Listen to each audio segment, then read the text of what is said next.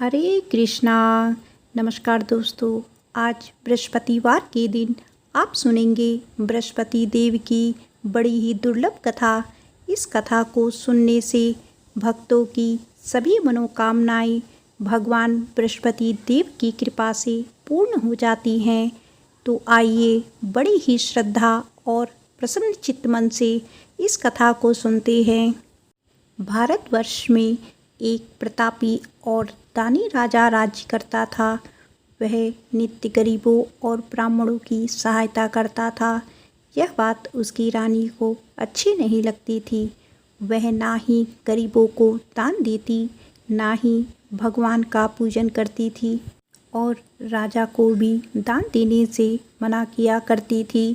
एक दिन राजा शिकार खेलने वन को गए हुए थे तो रानी महल में अकेली थी। उसी समय बृहस्पति देव साधु के वेश में राजा के महल में भिक्षा के लिए गए और भिक्षा मांगी। रानी ने भिक्षा देने से इनकार किया और कहा, हे साधु महाराज, मैं तो दान पुण्य से तंग आ गई हूँ। मेरा पति सारा दिन धन लुटाते रहते हैं। मेरी इच्छा है कि हमारा सारा धन नष्ट हो जाए, फिर ना रहेगा बाँस और ना बजेगी बांसुरी। साधु ने कहा, देवी, तुम तो बड़ी विचित्र हो। धन संतान तो सभी चाहते हैं, पुत्र और लक्ष्मी तो पापी के घर भी होनी चाहिए। यदि तुम्हारे पास अधिक धन है तो भूखे को भोजन कराओ, प्यासों के लिए प्याऊ बनवाओ, मुसाफिरों के लिए धर्मशालाएं खुलवाओ।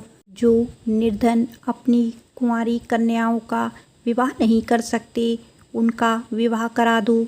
ऐसे और कई काम हैं जिनके करने से तुम्हारा यश लोक परलोक में फैलेगा। परंतु रानी पर उपदेश का कोई प्रभाव ना पड़ा।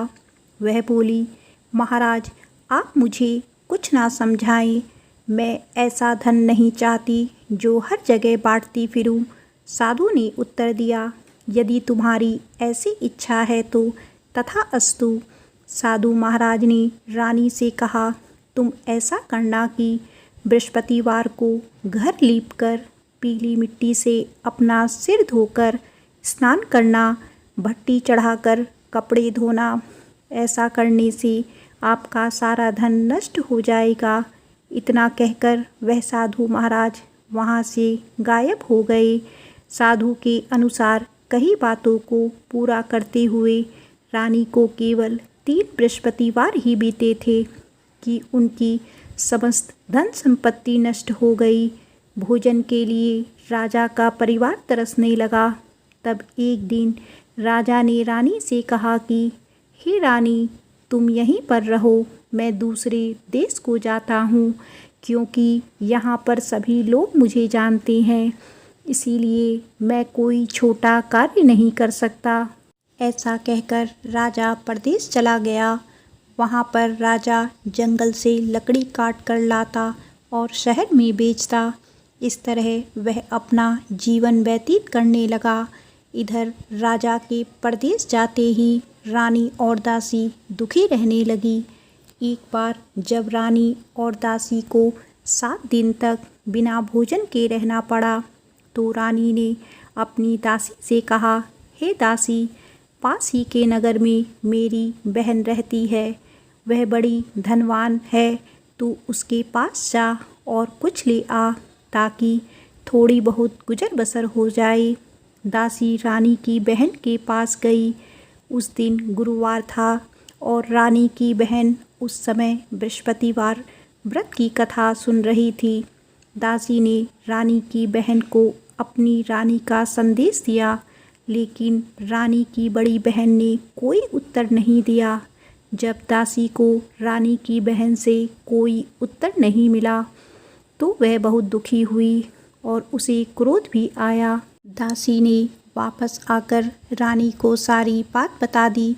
यह सुनकर रानी ने अपने भाग्य को कोसा। उधर रानी की बहन ने सोचा कि मेरी बहन की दासी आई थी, परंतु मैं उससे नहीं बोली, इससे वह बहुत दुखी हुई होगी। कथा सुनकर और पूजा समाप्त करके वह अपनी बहन के घर आई और कहने लगी, हे बहन, मैं बृहस्पतिवार का व्रत कर रही थी।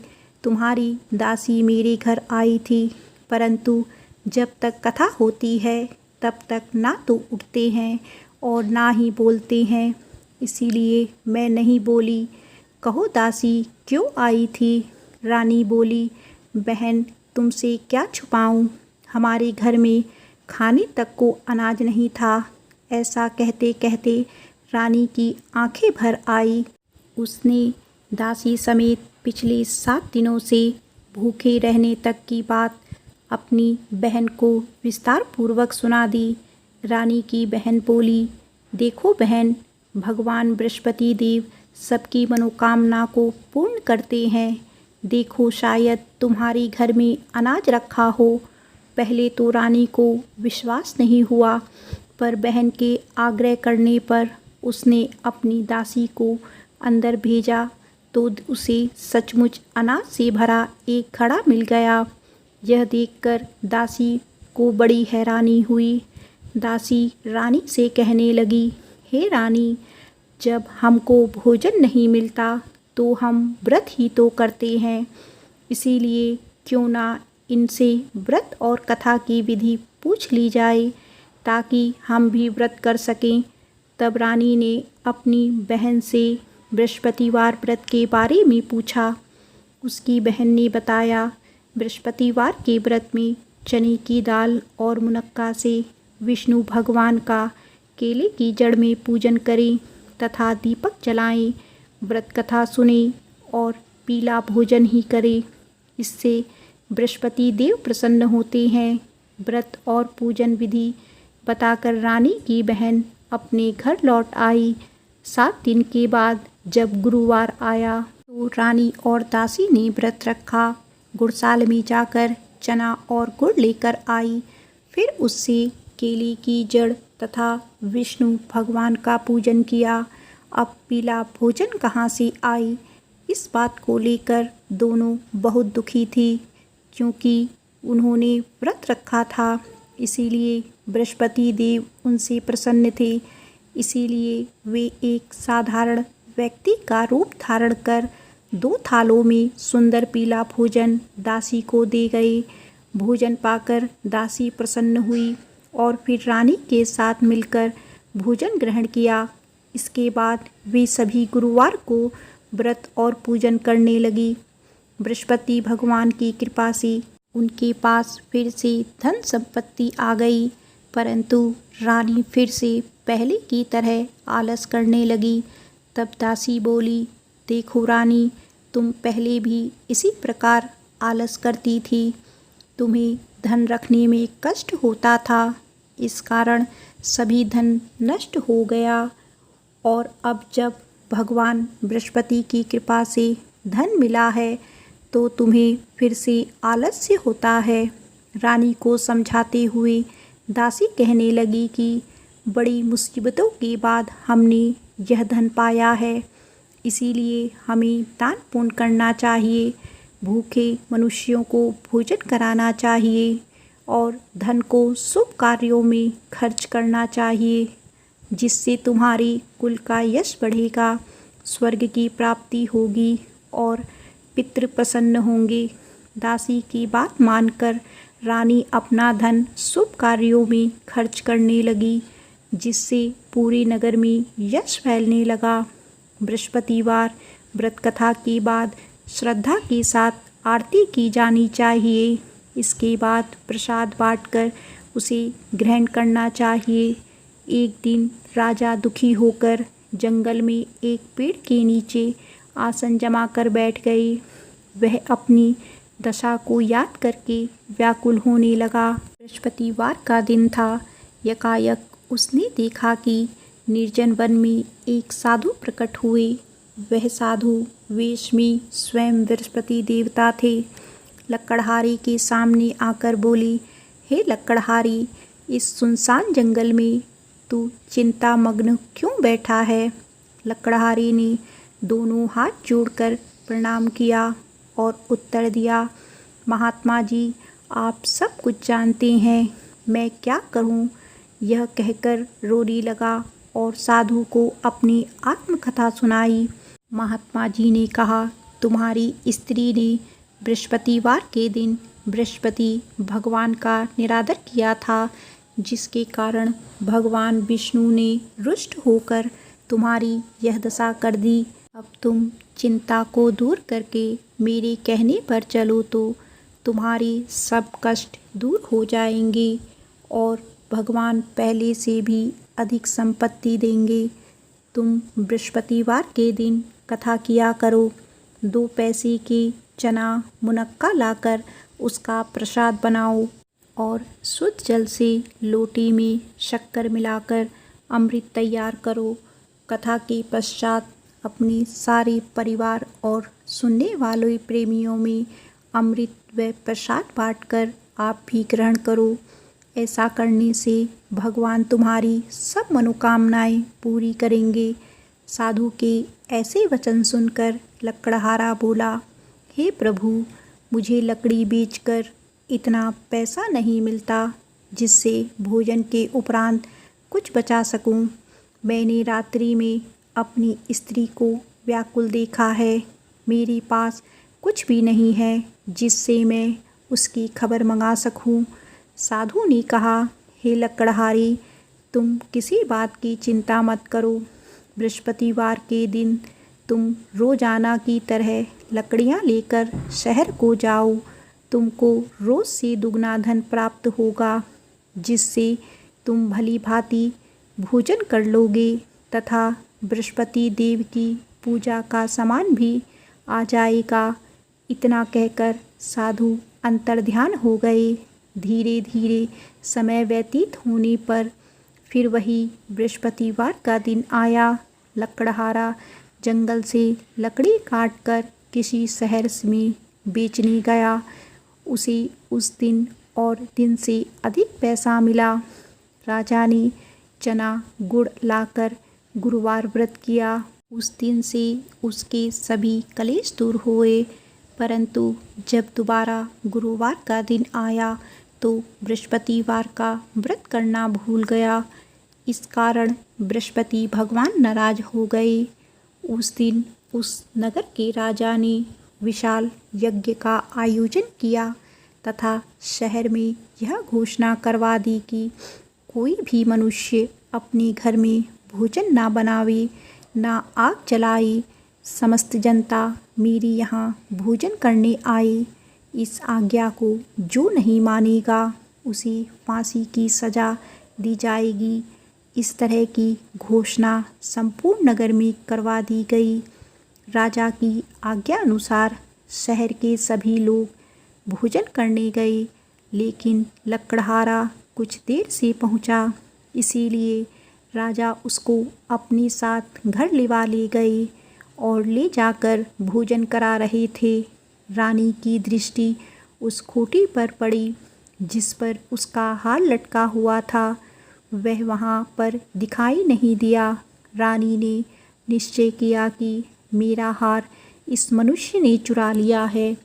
उसी समय सिपाहियों को बुलाकर उसको कारागार में डलवा दिया। जब लकड़हारा कारागार में पड़ गया और बहुत दुखी होकर विचार करने लगा कि ना जाने कौन से पूर्व जन्म के कर्म से मुझे यह दुख प्राप्त हुआ है, और उसी साधु को याद करने लगा जो कि जंगल में मिला था। उसी समय तत्काल बृहस्पति देव साधु के रूप में प्रकट हुए और उसकी दशा को देखकर कहने लगे, अरे मूर्ख, तूने बृहस्पति देव की कथा नहीं की, इस कारण तुझे दुख प्राप्त हुआ है। अब चिंता मत कर। बृहस्पतिवार के दिन कारागार के दरवाजे पर 4 पैसे पड़े मिलेंगे। उनसे तुम बृहस्पति देव की पूजा करना, तेरे सभी कष्ट दूर हो जाएंगे। बृहस्पतिवार के दिन उसे 4 पैसे मिले। लकड़हारे ने कथा कही। उसी रात्रि को बृहस्पति देव ने उस नगर के राजा को स्वप्न में कहा, हे राजा, तुमने जिस आदमी को कारागार में बंद कर दिया है वह निर्दोष है, वह राजा है उसे छोड़ देना। रानी का हार उसी खूंटी पर लटका है। अगर तू ऐसा नहीं करेगा तो मैं तेरे राज्य को नष्ट कर दूंगा। इस तरह रात्रि के स्वप्न को देखकर राजा प्रातःकाल उठा और खूंटी पर हार देखकर लकड़हारे को बुलाकर क्षमा मांगी तथा लकड़हारे को योग्य सुंदर वस्त्र आभूषण देकर विदा कर दिया। बृहस्पति देव की आज्ञा अनुसार लकड़हारा अपने नगर को चल दिया। जब राजा अपने नगर के निकट पहुंचा तो उसे बड़ा आश्चर्य हुआ। नगर में पहले से अधिक बाग, तालाब, कुएं तथा बहुत सी धर्मशालाएं, मंदिर आदि बन गई हैं। राजा ने पूछा, यह किसका बाग और धर्मशाला है? तब नगर के सब लोग कहने लगे, यह सब रानी और बांदी के हैं। तो राजा को आश्चर्य हुआ और गुस्सा भी आया। जब रानी ने यह खबर सुनी कि राजा आ रहे हैं तो उन्होंने बांदी से कहा कि हे दासी, देख राजा हमको कितनी बुरी हालत में छोड़ कर गए थे। हमारी ऐसी हालत देखकर वह लौट ना जाए, इसीलिए तू दरवाजे पर खड़ी हो जा। आज्ञा अनुसार दासी दरवाजे पर खड़ी हो गई। राजा आए तो उन्हें अपने साथ लिवा लाई। तब राजा ने क्रोध करके अपनी रानी से पूछा कि यह धन तुम्हें कैसे प्राप्त हुआ है? तब उन्होंने कहा, हमें यह सब धन बृहस्पति देव के व्रत के प्रभाव से प्राप्त हुआ है। राजा ने निश्चय किया कि 7 दिन बाद तो सभी बृहस्पति देव का पूजन करते हैं, परंतु मैं प्रतिदिन दिन में 3 बार कहानी तथा व्रत किया करूँगा। अब हर समय राजा के दुपट्टे में चने की दाल बंधी रहती तथा दिन में 3 बार कहानी कहता।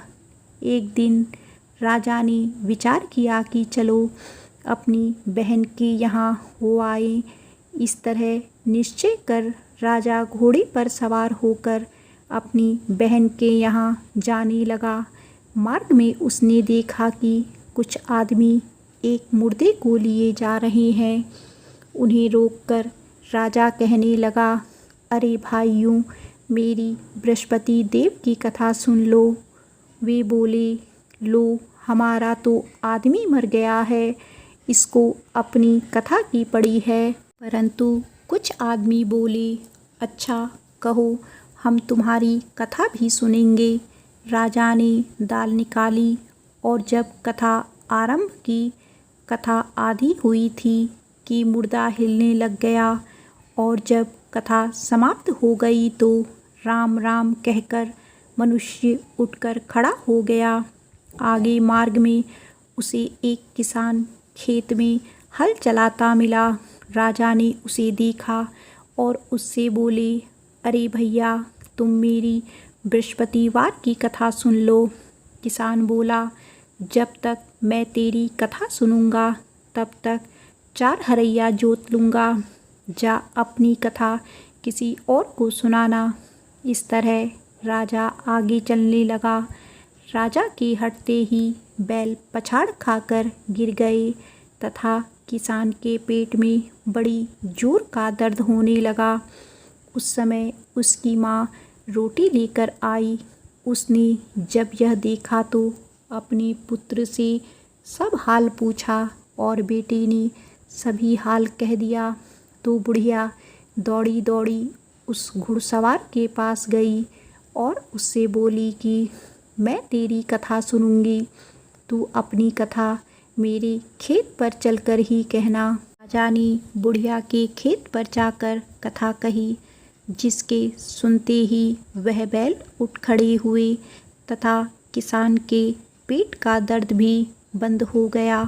राजा अपनी बहन के घर पहुंचा। बहन ने भाई की खूब मेहमानी की।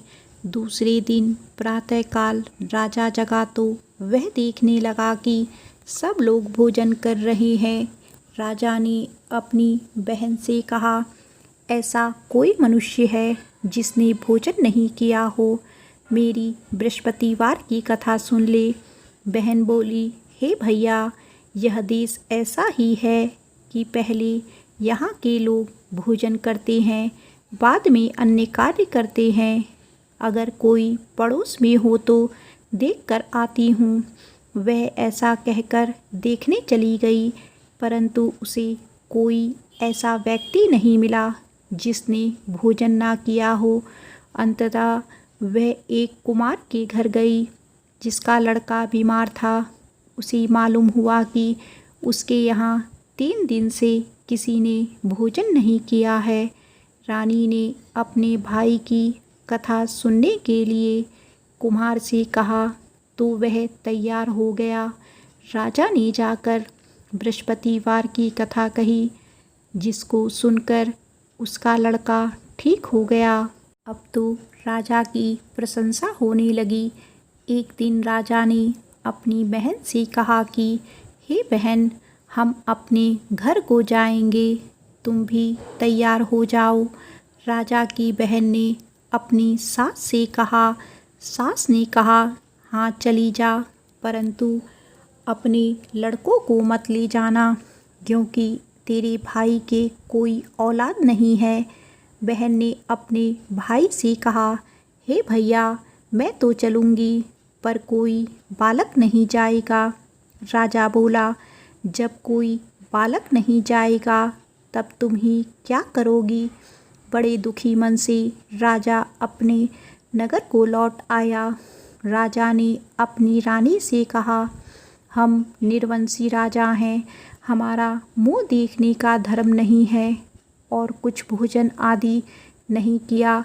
रानी बोली, हे स्वामी, बृहस्पति देव ने हमें सब कुछ दिया है, वह हमें औलाद भी अवश्य देंगे।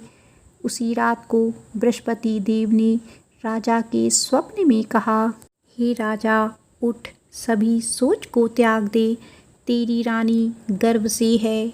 राजा को यह बात सुनकर बड़ी खुशी हुई। 9वें महीने में रानी के गर्भ से एक सुंदर पुत्र पैदा हुआ।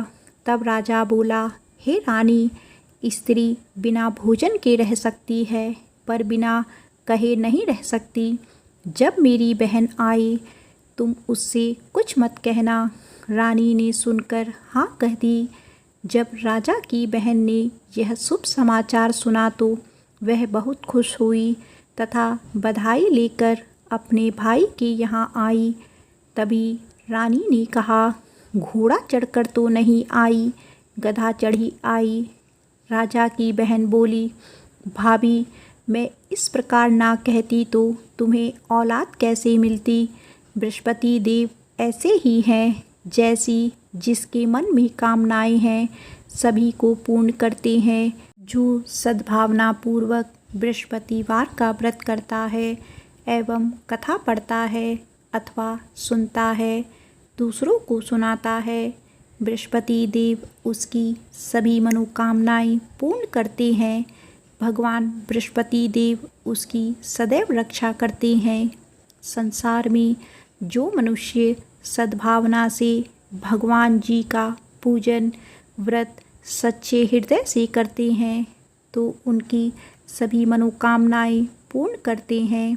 जैसी सच्ची भावना से रानी और राजा ने उनकी कथा का गुणगान किया तो उनकी सभी इच्छाएं बृहस्पति देव जी ने पूर्ण की थी। इसीलिए पूर्ण कथा सुनने के बाद प्रसाद लेकर जाना चाहिए। हृदय से उनका मनन करते हुए जयकारा बोलना चाहिए। प्रेम से बोलो, बृहस्पति देव की जय, भगवान विष्णु की जय।